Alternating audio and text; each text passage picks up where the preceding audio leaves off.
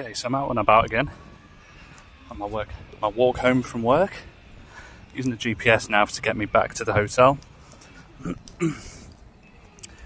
Got my course correction there, 44 degrees to the left, which will take me over that way, so let's go.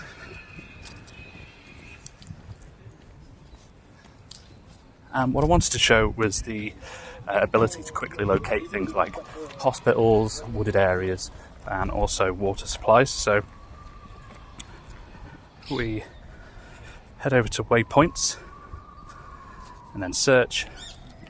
We just tap this med button and instantly we'll go into the nearest hospital. You can view that on the map. If we jump to that waypoint, zoom in a little. Yeah, that's our waypoint.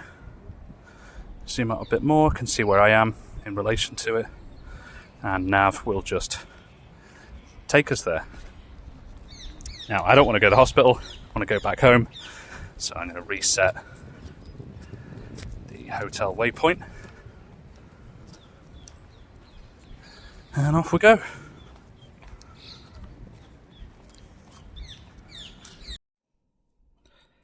So I put this device together when I was searching for a kind of resilient, low power GPS device. And my first thought, being ex-military, was to go for one of the Garmin Fortrex devices. It shows you distance, what course correction you need to take, and that's about all you need, isn't it? With a few extra little bells and whistles. So initially when this project started, I was working on a more low power LCD device, and it was working just fine. But the device was quite flimsy, it wasn't great, so I upgraded to this Tab 5, which is a commercial off-the-shelf development board, and it's got quite a bit more power to it. So as the project progressed, I ended up adding other little features to it to make it better. It now has full global mapping, including terrain maps. We can store waypoints and edit them using the touchscreen and a full QWERTY keyboard. We can also find and locate the nearest water source, wooded area, hospital, or the straightest line to get to the coast, if you need to do that, as well as place name search for all major cities around the world, classifying major city, somewhere having, I think, over 100,000 people in it. We also have document storage, so if you've got documents on kind of survival or knot tying or medical aid, you can have those handy on here as well. Device has about 6 hours runtime, thereabouts. So let's go through some of the features. First of all, the device is not waterproof, so it has to be used in conjunction with a little phone bag, which I'll show you that I use mine with in a second. But apart from that, it is very well built. It is quite solid. It's designed for industrial applications. It's just not waterproof. The GPS receiver is multi-constellation and receives Baidu, GLONASS, and others, as well as traditional GPS. And this multi-constellation support gives us very accurate fixes. I'm indoors at the minute, and we have an accurate fix down to 3 meters. So let's just go over the main display first of all. We've got the time in UTC in the top left. That will always be in that format. But when we get a fix, you'll also see the local time just over on the right here. That local time is adjusted for where you happen to be at that moment, as well as the time of year if daylight saving time applies. Beneath that, we've got some status around the kind of fix that we have, how many satellites are visible and which ones are contributing to a fix. And then we have the HDOP score, which is essentially the quality of the fix that you have. This number is increased as satellites get closer to the horizon, which gives a poorer quality of fix. But at the minute, we have an excellent fix, and as I mentioned, we're indoors at the minute. We then have our lat and long, the accuracy of that fix, the speed, and I am sat still, and we're seeing a speed there. That is kind of unavoidable. We could have a cut-off for that, but I think it's not worth doing personally. It's going to impact on other areas, but that speed's based on the fix darting around. As I mentioned, we are indoors at the minute, so that fix is going to move around slightly. You'll notice the heading, though, is staying quite stable. The heading is adjusted based on every 10 meters traveled over 4 kilometers per hour, so walking pace. Every 10 meters, the heading is updated. At the minute, it's output in degrees, but that can also be changed to mils if you prefer. And then we have just our kind of human readable heading, southeast in this case. Altitude is altitude. That's only ever expressed in meters. We then have our signal, just as an easy to read bar, and the power beneath that, as well as the current draw on the battery. The minute we're using 191 milliamps of around a 3000 milliamp hour battery. This current draw will change through the different settings that the device has. We can poll the GPS less frequently and also adjust the screen brightness. At the minute, this is low brightness, but there is one setting that is slightly dimmer than this. Beneath that, and that was really more for my own debugging purposes, we have the NMEA log. This is the raw data coming out of the GPS receiver. It's useful for me to be able to see because occasionally I send messages to the GPS receiver to control how it behaves, and I like to be able to see those messages being acknowledged and the behavior being carried out.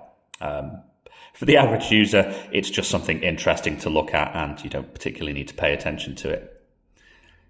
Then we have our navigation window, and this works just like your Fortrex style devices. If you start walking, this will give you a bearing of where your destination is, as well as the distance to that destination. We've got a little stopwatch just beneath that, which can be used to keep track of when you need to take a break, how long you've been walking, and that can be paused when you do take a break and reset if you want to. The odometer can also be reset with this large button at the bottom. And there's not much more to say about this. The bearing at the top can also be expressed as mils. I've got it in degrees. I think degrees is the best format for a device like this. We're not trying to calculate mortar fire or do very precise calculations. We just want to know what way are we going. Then we have our waypoints. Now in here, we can just click the set waypoint button and save position to store our current location as waypoint 11, which we can edit later on. And the rest of the waypoints are organized alphabetically.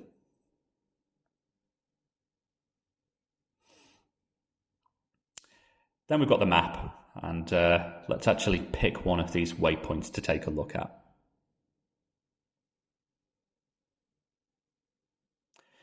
Now the map is flat in this view, and we can scroll around, have a look at the area that we're in.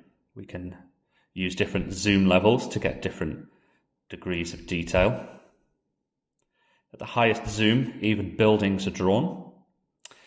We show woodland, rivers, streams, lakes, major and minor roads, but that is about it. And we have coverage on this device for the entire world. There's also a terrain layer, which can be activated and deactivated using this button on the right. You can see these faint red lines. This area is mostly flat. These minor lines indicate 20 meters elevation. But if we skip over to the waypoint that I set just a second ago, zoom out slightly, we can see that that's given us a bit better picture of the terrain around Mount Snowdon. And as I mentioned, that terrain layer can be flicked off. If you're just in an urban area, then perhaps the terrain really isn't that useful. But out in the wilds, you'd certainly want to know your terrain so that you can plan your routes accordingly. We can jump to the current GPS position using this GPS button on the left. Disable terrain. I'm in an urban area at the minute. And we can jump to the waypoint using the button that we just used. We can tap around the map, and as we do, you'll see this small bright green indicator shifting around. And you'll also see the lat and the long being updated in the box at the bottom. So you can click any point on the map, hit save waypoint, and that will now be stored as a kind of generic waypoint name. Now, I did toy with the idea of zooming over to this screen when you choose save waypoint, but I think if you're on the map screen and you're choosing points and you want to save them, you don't want to be moving back and forth. You just want to have those waypoints saved for you to be able to go over and edit later. So yeah, we can click around here, change these digits if we want to, or give it a name.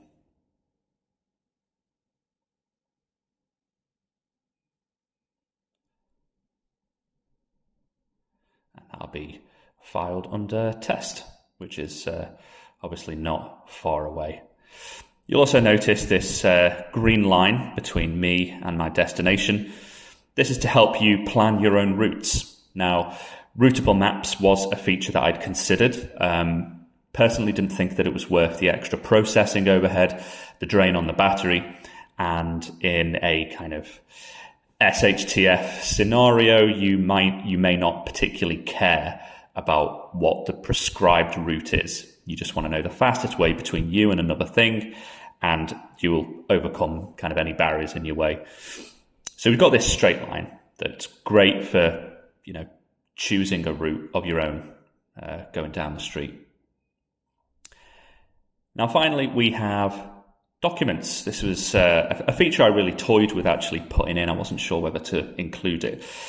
I felt in a way that the inclusion of documents somewhat detracted from the device's core purpose, which is a navigator. It's just to get you from A to B.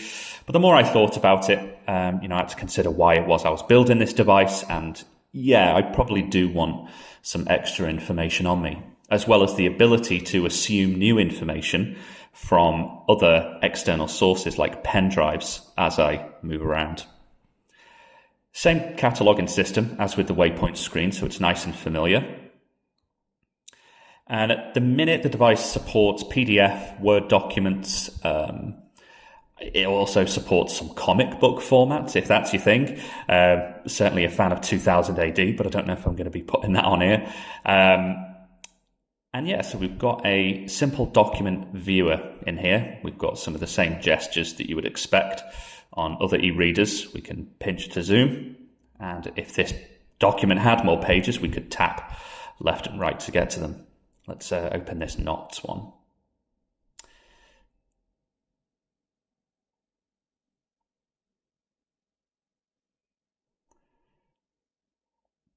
So we can zoom in here. And if we say want to look at doing a reef knot, we can use the go to button at the bottom to skip to page 44.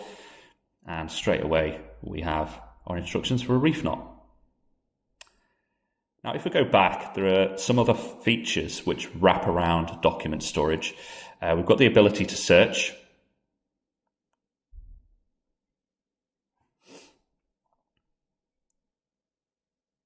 So if you've got a lot of documents on here, you'll be able to quickly find them. But then selecting a document also allows us to send the document to USB if we want to share that with somebody, or delete it if we want to. Now, if I had a pen drive connected, I don't have one to hand, we'd be able to browse that and take files from it. Now, one word of warning, the current state of development, the device cannot render PDFs directly. Instead, it relies on a conversion that is applied to documents when you try to copy them over. On the device, this takes a little while. You might want to get a coffee on or something. But there is another way of getting documents on here, which is super speedy due to a couple of tricks that I've employed. Which brings us on nicely to the settings page. Mentioned before that we have different brightness levels on the device. At the highest level, this is daylight viewable in direct sunlight quite easily. And then we have medium and low, just different levels of brightness. Now on the night mode, we have basically the same level of backlight as low, except we are only using red for things, which is quite nice. This affects the entire overlay for the system, including the white lines of the map. Makes it a bit easier to view in low light settings.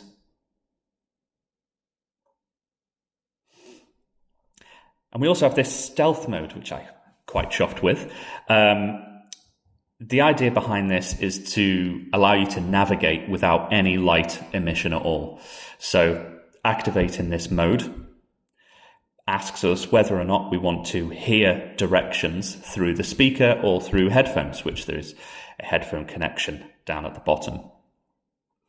So if we tap speaker now, distance 473, mic 147 degrees right. we get directions read out periodically. Every 60 seconds, you'll have distance to the destination as well as course correction, left or right, expressed as degrees, or mils if you are crazy, but you have that option. And holding on the screen for 3 seconds gets us back. We can also adjust the GPS polling time. The more frequently we get a fix, the more battery we use. The difference really is very little in terms of battery life, but if you're, moving very slowly or you don't need a position update that often, you can control that here. That sends a signal to the GPS receiver that makes it go into a standby mode. We're not cutting power from it, which means that when the device does come back up, it's quite quick to get a fix because it does remember its what we call almanac data, where it was previously. We can flick between mils and degrees, and as we do that, we'll see that information reflected on all screens. Personally, not a fan of mils. I included that because a friend asked me to. Now, I mentioned a second ago that we can upload documents over Wi-Fi. So if you have a PDF on your phone that you'd like to put on here, you can just press this button. I'm using my phone to record this, so can't really show it. And if we go to this Wi-Fi SSID, you'll be automatically directed to the upload screen. There is a kind of captive portal interface on here, like you get when you join free Wi-Fi. You're redirected to a login page, but on this, there's no login. It's just somewhere for you to upload documents. Now, the trick I've employed here is to enable conversion to happen on the phone that's uploading the document. So rather than rely on this small device to convert the document, conversion happens on the phone, and then the converted file is uploaded and stored on the device. This status window tells us when a client is connected, when they are uploading, and when the upload is complete, which lets us stop the access point when the upload has been completed. So yeah, that's my little GPS device. I'm really looking forward to hearing any feedback that people have. I'm sure there's lots of little features that the prepper community would love to have on here that I haven't thought of. So yeah, please let me know what you think. I hope you like the device, and yeah, thanks for listening.